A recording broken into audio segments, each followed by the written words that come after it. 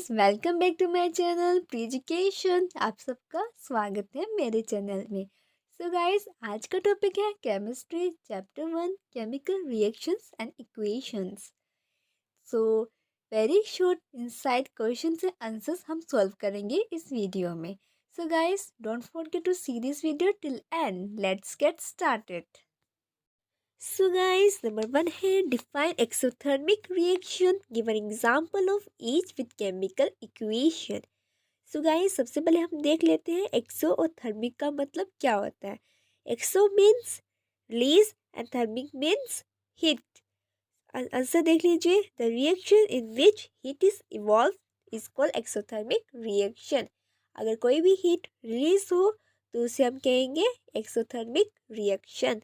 ठीक है, एग्जाम्पल है बर्निंग ऑफ कोल। तो गाइस, तो कोई भी रिएक्शन जिस रिएक्शन के अंदर हीट रिलीज होती है उसे हम एक्सोथर्मिक रिएक्शन बोल देते हैं। आया समझ में गाइस? सो गाइस, नंबर 2 देख लेते हैं define endothermic reaction.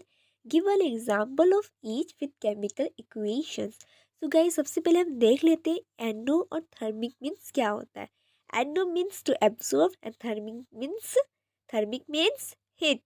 The answer है the endothermic process is a term that describes a reaction where the system absorbs the energy from its surrounding in the form of heat. Example, melting of ice. So guys, वो reaction जिसके अंदर heat absorb होती है वो reaction endothermic reaction कहलाते हैं। Endothermic reaction exothermic reaction से बिल्कुल उल्टा है। नेक्स्ट क्वेश्चन नंबर 3 है why do we apply paint on iron articles. हम आयरन आर्टिकल्स पर पेंट अप्लाई क्यों करते हैं? इसका आंसर है to prevent rusting on iron article. Paint is apply to the iron articles. हम आयरन आर्टिकल्स पर इसलिए पेंट अप्लाई करते हैं क्योंकि उन्हें हवा नहीं लगे। हवा नहीं लगेगी तो ये रस्ट नहीं होगा जल्दी से, इसलिए हम आयरन आर्टिकल्स पर क्या यूज पेंट यूज करते हैं, पेंट अप्लाई करते हैं। समझे नहीं समझे? सो गाइस, नेक्स्ट क्वेश्चन है what causes acid rain. So guys, इसका आंसर आपको पता ही होगा ना, एसिड रेन का मतलब क्या होता है। सो गाइस, मैं इतना बड़ा पढ़ूंगी नहीं, वीडियो को बड़ा करूंगी नहीं, मैं आपको थोड़ा सा समझा देती हूँ ब्रीफली, ठीक है, कि एसिड रेन क्या होता है, क्योंकि आपको ये अच्छे से पता होगा, मुझे पता है। तो गाइस, एसिड रेन क्या होता है, देखिए एयर पोल्यूशन की वजह से ना एयर पोल्यूट हो जाती है, उसे हम एसिड रेन कह देते हैं। ठीक है, और जो नॉर्मल रेन होती है ना गाइस, वो थोड़ी सी एसिडिक होती है। क्यों होती है एसिडिक? जो एटमॉस्फेयर में कार्बन डाइऑक्साइड गैस होती है ना, वो बारिश के पानी के साथ मिक्स हो जाती है, तो फिर उसे हम क्या कह देते हैं? एसिड रेन कह देते हैं गाइस। आया समझ में नहीं आया गाइस? इसे कहते हैं एसिड रेन। आजकल पता है ना कितना कितना ट्रांसपोर्टेशन हो गया, तो एसिड रेन तो होगी ना, एयर पॉल्यूट हो जाती है। समझे नहीं समझे गाइस? नेक्स्ट क्वेश्चन है how does acid rain affect our aquatic life. तो एसिड रेन कैसे इफेक्ट करती है एक्वेटिक लाइफ को, कैसे करती है इफेक्ट? इसका आंसर है acid rain makes a river acidic. The high acidity of river water can kill the aquatic animals. ठीक है, आपको पता ही है कितनी पोल्यूशन है, तो पोल्यूशन की वजह से एयर पॉल्यूट हो जाती है, तो रिवर तो पॉल्यूट होगी ना, तो एक्वेटिक एनिमल्स भी फिर के लिए मरेंगे ना, वो उनको भी तो हार्म होगा ना। तो वही बात है। आया समझ में नहीं आया गाइस? क्वेश्चन है name the type of reaction in which two or more than two reactants form a single compound. Question समझे गाइस? ऐसे रिएक्शन जो दो या दो से ज़्यादा रिएक्टेंट्स मिलकर एक सिंगल कंपाउंड फॉर्म करते हैं, तो इसका आंसर क्या होगा? Combination reaction. Combination reaction is the correct answer. So next question number 7 है give the formula for lime. Lime की फॉर्मूला क्या है? तो इसका आंसर है CaO। क्वेश्चन नंबर 8 है what is the insoluble substance formed in a chemical reaction called.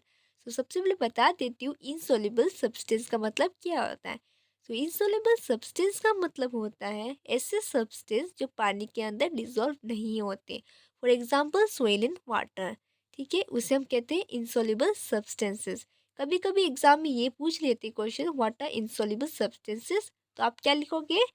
क्या लिखोगे? Substances which do not dissolve in water are called insoluble substances. ठीक है, आंसर है प्रेसिपिटेट। ठीक है guys, precipitate is the correct answer. So guys next question number 9 है, give an example of decomposition reaction that occurs in nature। तो इसका answer है rotting of fruits and vegetables. तो डिकम्पोजिशन का मतलब क्या होता है? डिकम्पोजिशन का मतलब होता है सड़ना। इस क्वेश्चन नंबर 10 है, name the conditions necessary for rustings. आपको कंडीशंस बताने हैं जो नेसेसरी हो किसके लिए? रस्टिंग के लिए। इसका आंसर है ऑक्सीजन एंड मॉइस्चर। रस्टिंग का मतलब होता है जंग लगना। गाइस नेक्स्ट क्वेश्चन नंबर 11 है, name the products obtain when silver bromide is exposed to sunlight. तो इसका आंसर है silver and bromide. Question number 12 है, name the reaction which forms insoluble salts. Insoluble salts का मतलब होता है कोई भी सॉल्ट में सोडियम, पोटेशियम और एमोनियम है तो वह सॉल्ट सॉल्युबल सॉल्ट होता है। तो इसका आंसर है precipitation reaction. Next question number 13 है, what is breaking and making of bonds in chemicals called. Breaking and making of bonds का मतलब होता है, breaking of bonds means bonds को तोड़ना, ब्रेक करना, and making of bonds means formation of bonds यानी bonds को बनाना। तो इसका आंसर है केमिकल रिएक्शन।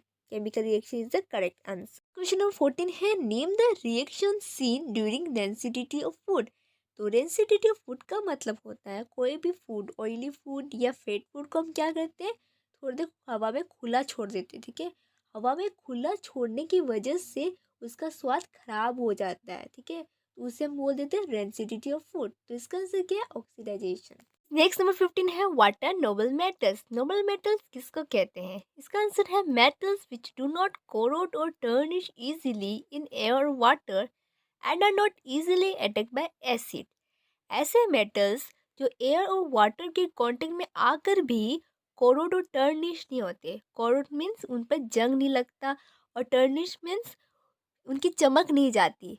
ठीक है, और उन पर एसिड का इम्पैक्ट भी नहीं पड़ता। तो ऐसे मेटल्स को हम नोबल मेटल्स बोलते हैं। तो गाइस अब आपको समझ में आया नोबल मेटल्स किसको बोलते हैं। नोबल मेटल्स ना ही कोरोड होते हैं और ना ही टर्निश होते हैं। For example gold, silver, platinum etcetera. ठीक है, तो इन पर ना ही जंग लगता है और ना ही टर्निश होते हैं ये। गाइस नेक्स्ट नंबर 16 है, name the gas evolve when lead nitrate is heated.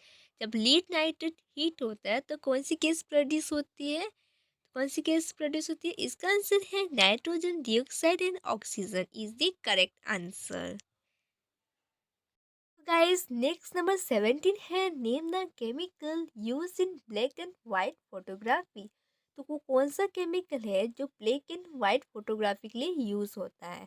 तो इसका आंसर है सिल्वर ब्रोमाइड। नेक्स्ट नंबर 18 है, give one use of quick lime. तो एक यूज क्विक लाइम का तो क्या है इसका answer? It is use in manufacture of cement. Guys next number 19 है, name two metals which do not corrode. तो ऐसे मेटल्स जो कोरोड नहीं होते, दैट मीन जंग नहीं लगते उन पर। तो इसका आंसर है gold and platinum is the correct answer. So next number 20 है, give the examples of exothermic reaction. हमने पढ़ाई था एक्सोथर्मिक मीन्स क्या होता है। एक्सोथर्मिक मीन्स क्या होता है, जो है ना हीट क्या होती है, हीट रिलीज होती है, उसे हम लोग एक्सोथर्मिक रिएक्शन बोलते हैं। तो इसका आंसर है respiration and water added to lime. इस नेक्स्ट नंबर 21 है, name the gas which burns with pop up sound. तो कौन सी गैस है जो पॉपअप साउंड पर बर्न होती है? तो इसका आंसर है हाइड्रोजन गैस। तो गाइस हमने इस वीडियो में क्लास 10 चैप्टर 1 केमिस्ट्री के वेरी शॉर्ट क्वेश्चंस डिस्कस किए और हमने प्रीवियस वीडियो में मल्टीपल चॉइस डिस्कस किए थे चैप्टर 1 से। तो गाइज उसकी लिंक मैं आपको डिस्क्रिप्शन बॉक्स में लगा दूंगी, आप जाकर देख लीजिएगा। अगर आपको ये वीडियो अच्छा लगा हो तो आप लाइक करना ना भूलें। ऐसे ही न्यू न्यू वीडियो के लिए चैनल को सब्सक्राइब करना ना भूलें और बेल आइकन पर क्लिक करना ना भूलें ताकि आपको मेरी नोटिफिकेशंस टाइमली मिलती रहें। थैंक्स फॉर वॉचिंग गाइज, मिलती हूँ नेक्स्ट वीडियो में। Till then bye bye.